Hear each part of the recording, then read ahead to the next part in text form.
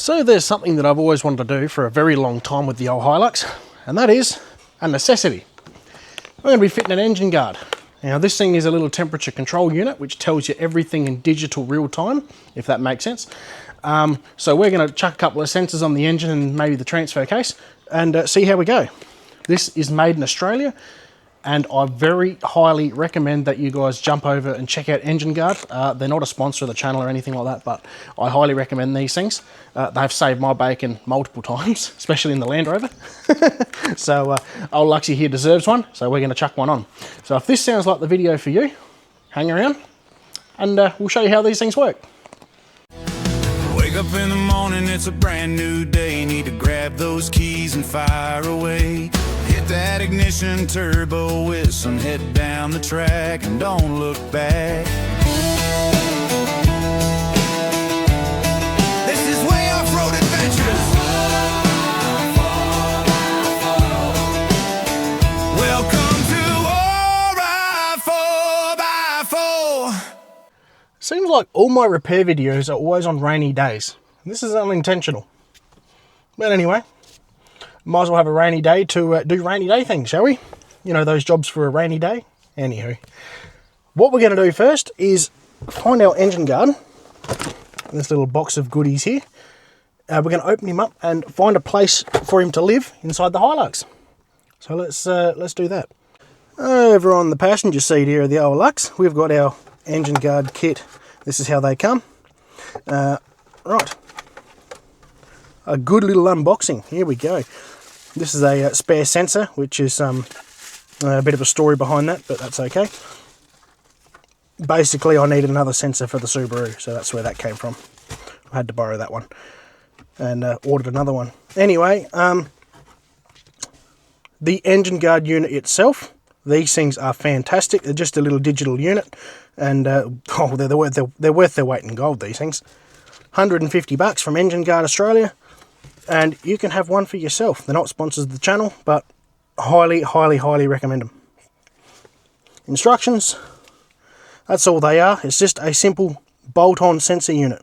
You wire this to the unit, and this thing will actually measure the temperature of whatever it's bolted to.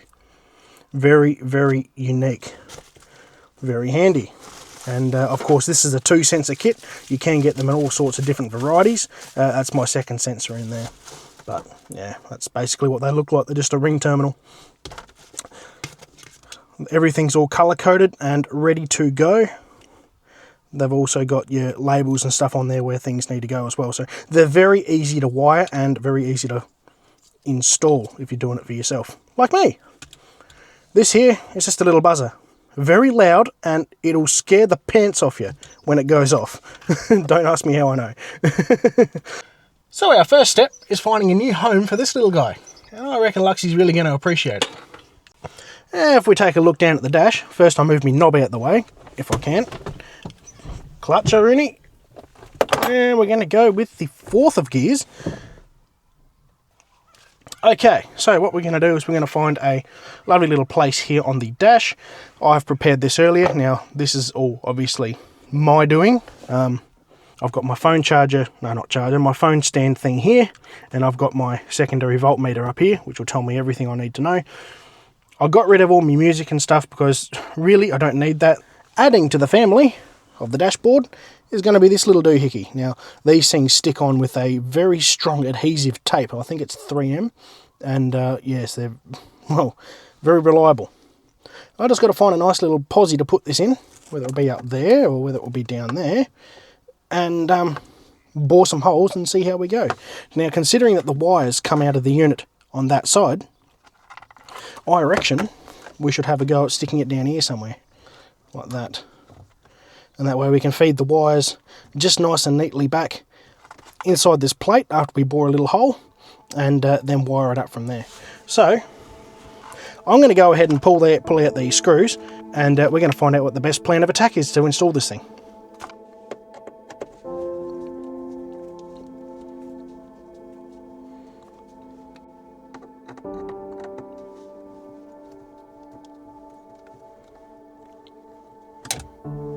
It's got no screw there. Okay, gently does it. It's just a bit of form, I think they call it form ply, maybe not. Basically it's just very two thin pieces of aluminium with a bit of plastic in between. It's they use it for cool rooms and things like that. Very handy material to work with, very light and somewhat strong. They don't like to bend though. Well, this stuff does not like to bend. I'm going to go in there, and what have we got going on in here? I don't remember doing any of this. Honestly thought I had better. Oh, that's the earth. That's an open earth. So that's okay. Yeah, I don't remember doing any of this. Where does that go? Oh, that goes down the cigarette lighter. Okay. I reckon about there. That'll suit that just nicely. Now, I have a pen in my pocket. Not a very good one, but what I'm going to do is I'm just going to gently, roughly mark that. Even if I do scratch the paint off here a little bit. Oh, yep, there she's marked. Not very clearly, but it's marked. There and there. This will give me just a rough idea where she sits. Not perfect, I can line it up later. What I really want to do is I just want to bore that hole, because I need to allow enough room for these wires to kink over. So even if I do move it that way a little bit more. Now, how much room have I got here? I can kink those wires right around like that. So if I go, what would that be? Between the unit and there, be roughly about what? Centimetre and a half? 30 mil? Is that right? No, 25 mils an inch. I'm getting myself confused doing this. We're looking at about 15 mil between the unit and the wire. So where I've marked it, you can't probably really see that, can you, on the camera? Because it's awfully shiny stuff, this cheap paint. So if I go from, that's my mark there, but if I go roughly 15 mil, it'll be about there. Doesn't have to be exact, it's just got to be roughly.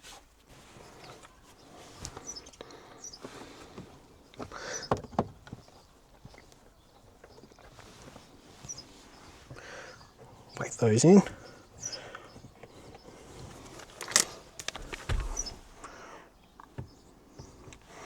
Doesn't have to be exact, it's just got to be, it's got to do a thing. And the good thing about this material that I've chosen to use for the dash is very easy to work with.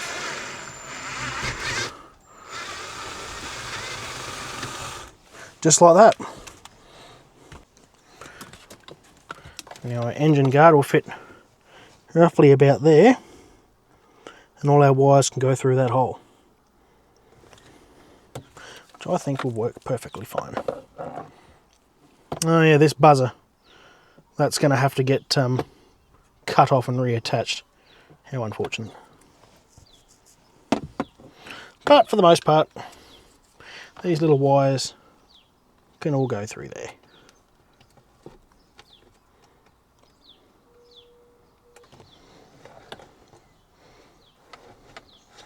Right, I've got to do some modifying for this and cut and rejoin that somehow, because obviously I cannot get that through that hole like that.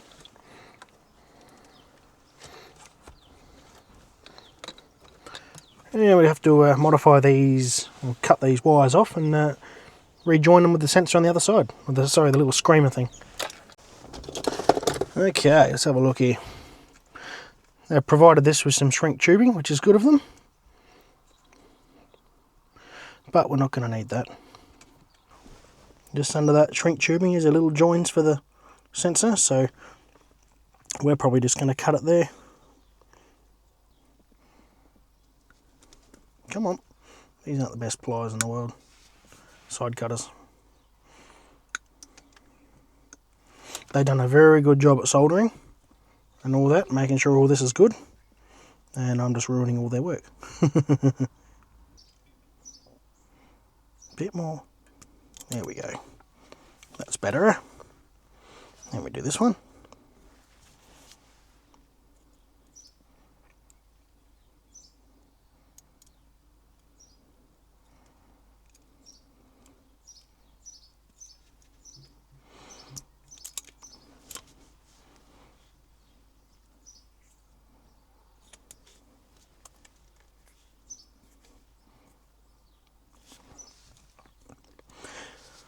Now, if you're going to solder these wires, I wouldn't be touching them with your fingers, because the oil in your fingers actually ruins the connectivity between your solder and your wires and stuff like that. Well, that's the right terminology for that, I don't know. But I'm not that sophisticated, so I'm not going to worry about soldering.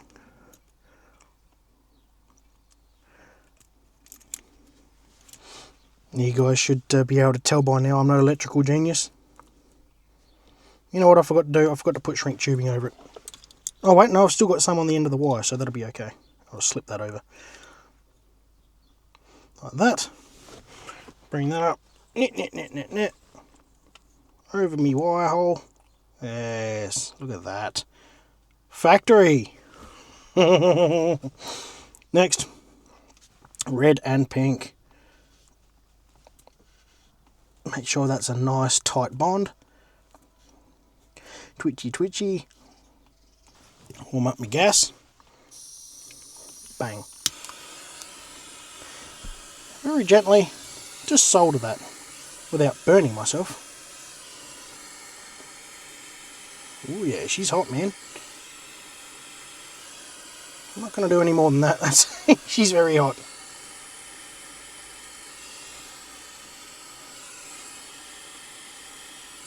Oh yeah, she's hot.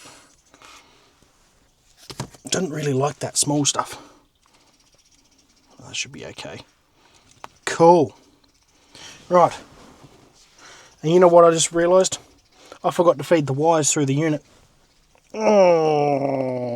Okay. So, I've just rejoined the wires and soldered them. Not soldered them. Shrink tubing. And they're still on the wrong side of the...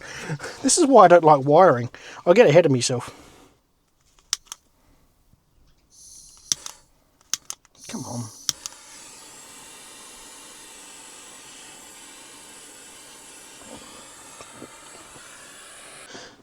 Okay, our second attempt is complete. Everything is good. So we've got the wires and the sensor right on the exact side of where we need to be at the moment. And I can just mount that basically anywhere. So a couple of little screws. So I'll get to doing that a little bit later on. But first we have to find our place, find a happy home for these sensors. And also our power wire. And earth. Well, the earth is going to be easy because I can just earth that out to the body here. But the power wire needs to come from somewhere. So we just got to work that out. Okay, I think my best method without running a whole lot of new wires and things like that is I'm going to piggyback off of this voltmeter with a couple of these little doohickeys. Yeah, little adapters. So I'm going to replace these terminals with these, and then I'm going to run my voltage from these to my unit. Snippy snip.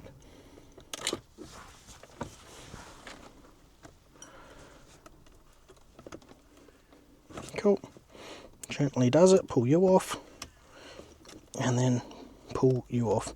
Remember, the earth goes to the gold terminal. Cool. That's our wire. Cool. And before I forget, I'm just going to whack some shrink tubing over the top. I might grab that smaller size.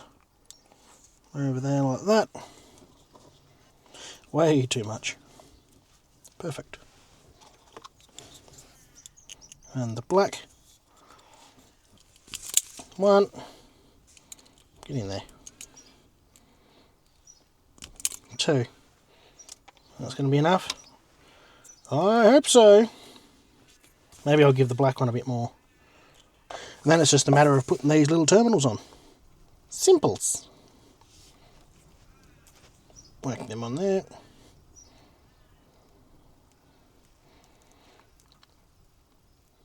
Cool.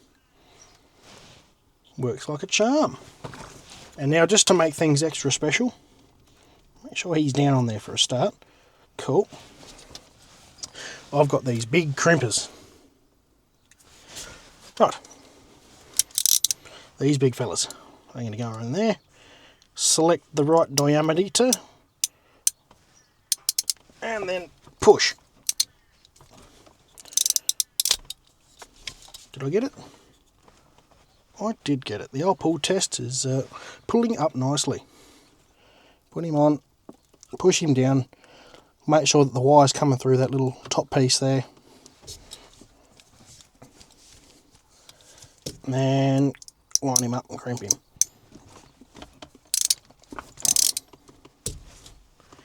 Pull test, excellent. And then positive to silver. Keep it so my little toes, these little adapter things, are pointed outwards, because we don't want them touching together now, do we? Excellent. Like it's meant to be there. Beauty. Cool. And now I can run my positive and negative wire from the engine guard to here on their own little terminals, and we should be good to go. And there you have it. That's our finished product. Very nice. I might wrap a bit of protective coating or something around that positive terminal just to prevent anything from arcing out on it. Not that I think it will, but prevention is always good. Rightio, now the fun part. We've got to install these sensors. And I kind of already have an idea of where I'm going to put these because I've already done this on my previous, well, the old Hilux. So I think we'll do basically the same route as what we did there.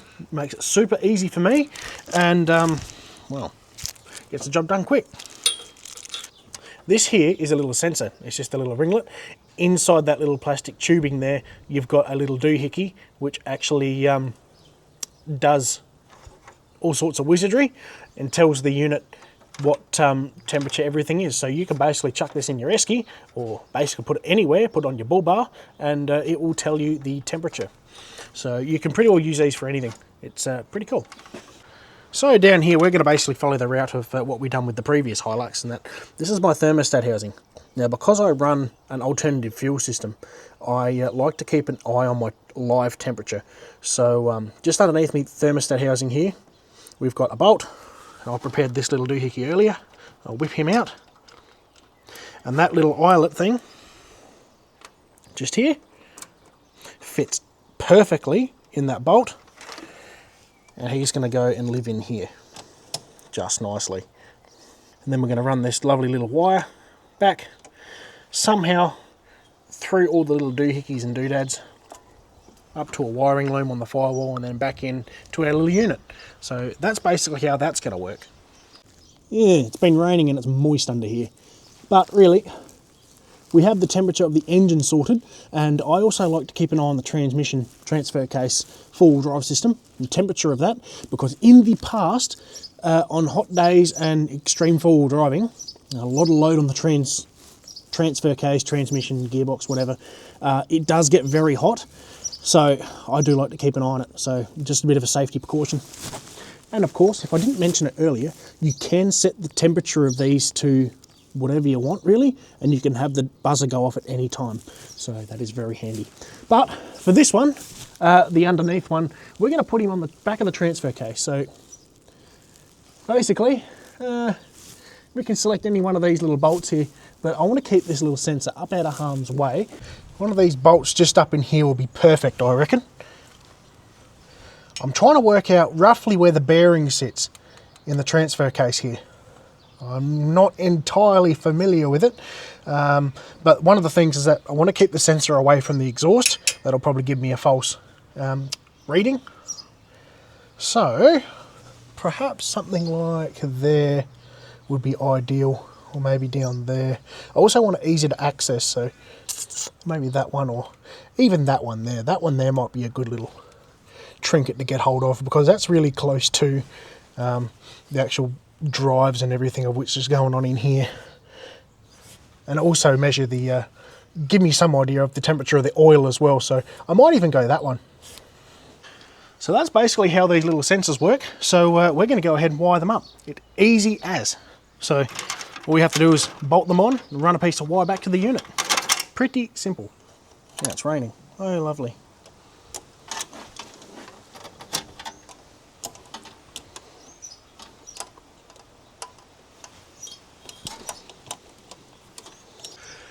So it turns out this little thermostat stud here come factory pre-stripped. So what I'm going to do, I'm going to opt for something a little bit closer to the old motor. And I got him from down in there. So I'm going to make sure I lose all of my bolts. And that hook come out of that little stud hole there. So that's where she's going to go. Nice, still nice and close to the thermostat housing, but a little bit more awkward. But no, that should be okay. I can get that in there just nicely. Can I get my Spaniard on there now? And turn that. Yes. Oh, look at that.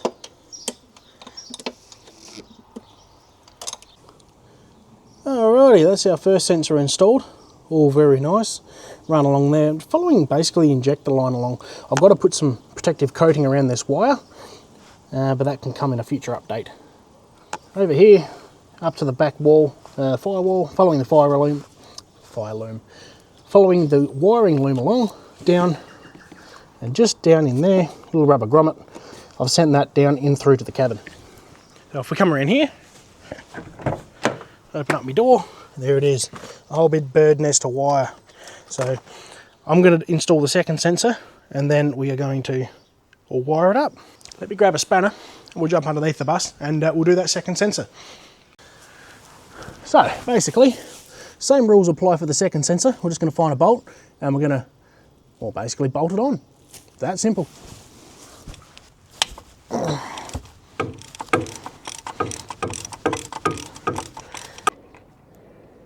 Cool. Stick it back in the hole. It's good when you don't have stripped threads and you don't have to go searching for other bolts. I'm going to snug that down nice and snug, and this sensor wire will then follow the old gearbox along, up out of harm's way, nice and gently, all the way back, and I'll probably go through that same grommet in the firewall. There we go, that's the finished product pretty well. We've got that coming off the transfer case, and then same as the first sensor, we got it following the fuel line, all out of harm's way, up through, following this little fuel line here, all the way up.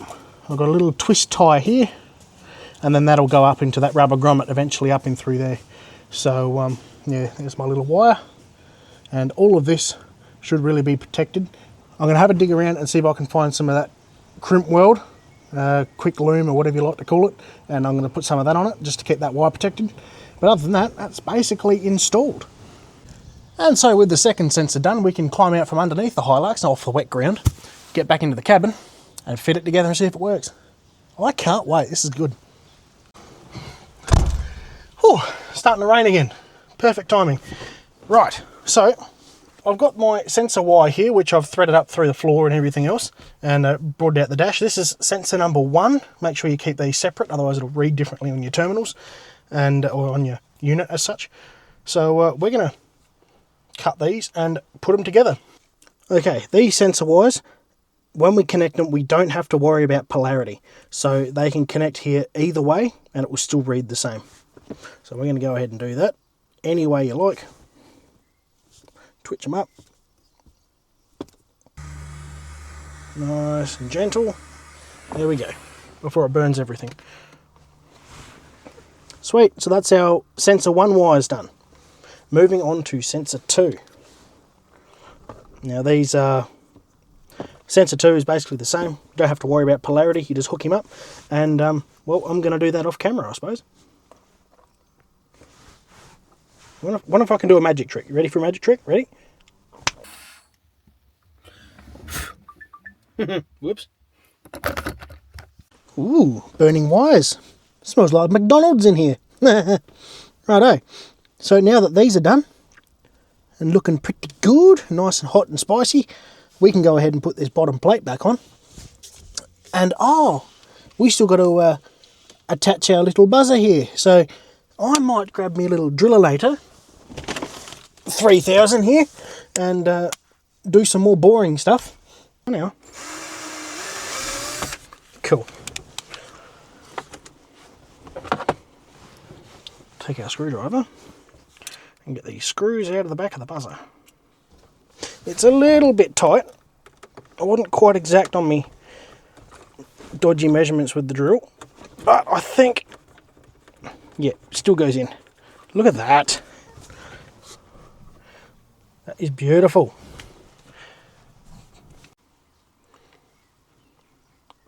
There we go, ladies and gentlemen. Better than factory. Nice and slow. Oh, that top thing there, just bend that down a bit. And our unit can sit like that. Pretty well, perfect. Cool. Right, so here's the fun part. If you've got alcohol wipes and stuff on you, you can use that just to clean the surface, but I'm not that sophisticated. Now, let's see how good I am at doing this with one hand. Gently does it. Satisfaction 101. Right. Make sure we line this doohickey up exactly where we want it. Now, is that level? Okay. Then stick him on. Pushing it in, nice and firm. Leave it there for a couple of seconds just to let it take up adhesion. I think that we should be pretty right. How's our level looking? I reckon that looks pretty level. Not bad for an eye job. Cool. Now, the little display is actually looking quite professional now. She's got all the gizmos on it. Tighten them up. So, we've just got our engine guard installed. Everything is looking schmicko and I'm very happy with the result. Now here comes the best part. We get to turn it on for the first time and set up our temperatures. So, we'll hit the ignition and I'll show you how she all works. Alright, I'll hit the ignition. That little beep means she's turned on. Wait for it to cycle. Let's see what our temperatures are reading. Here's the engine guard all fired up, ready to go. As you can see, she's showing number 1 at the moment, 22 degrees. So that's sensor 1. So that's the one that we installed on the engine by the thermostat housing. So she's showing 22 degrees. And on the gauge itself, like on the actual factory gauge, it's showing stone cold. So already there's a big difference. Moving over to number 2. So this is sensor 2 on the transfer case. 18 degrees, so that'll always run a little bit colder. Generally the transfer case will run 10 degrees cooler than the engine. So if you're running 80 degrees on the motor as per normal, the transfer case or gearbox or anything like that should be around about 70 degrees, thereabouts. Moving over again to set. Okay, so this is where things get a little bit interesting. As you can see, the dotted lines there. So we're going to move that little dot to number 1, hold set. Okay, that little set button's flashing. Then we're just going to increase the temperature. I want my engine, sensor 1, to run at 100 degrees. Push set, and that's done. Move over to sensor 2, hold set, and I want my transfer case to run at 90 degrees, just for now. Push set again. And there you have it. She's all set, ready to go. So when sensor 1 reaches 100 degrees, the alarm will go off. When sensor 2 hits 90 degrees, the alarm will go off. And vice versa. That tells you the live feed. So sensor 1, 22, sensor 2, 18. Whoop! And there you go. She's all done. Just like that, the engine guard is installed and I'm a very happy camper. Even though my wiring isn't probably up to scratch to some people, but I don't have any issues, so I'm all good in that respect. These things are so easy to install. You don't need a lot of professional skills or professional tools or anything like that to do the job. I do highly recommend them, and so if you want to jump over to Engine Guard Australia, please do. And tell them I sent you. Anyway, guys, thank you for watching this video. Luxie's happy that she's got her engine guard in her now. If you'd like to support the channel and more content like this, please like and subscribe. Jump over to Just Cozy if you'd like some merch. As you can see, I got my jumper on again. I love this thing. It's good. Nice quality jumper. So jump over to Just Cozy and check those guys out, justcozy.com.au. If you'd like to support the channel directly, buy me a coffee. .com/Warrior4x4. Any support is greatly appreciated and it helps keep us going. If you like the content, show some love. And if you want to see what's happening in between our videos, jump over to Facebook and check us out on our socials. So in saying that, I reckon that's job done, and we're going to call it a day. So I hope you've enjoyed the video, and we will catch you next time. Goodbye for now, not forever. Ta-ta. Oh. Righto.